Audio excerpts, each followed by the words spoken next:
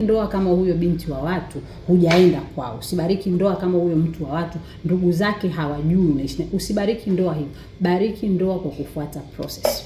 Ndio inavyotakiwa. Sawa. Alafu watu wengi tumeishi na watu tunaona kama maisha hayaendi kwa sababu kuna baraka zinatokana na muunganiko wa ndoa. Na endapo hujafanya huo muunganiko kihalali, hizo baraka huwezi kuzipata.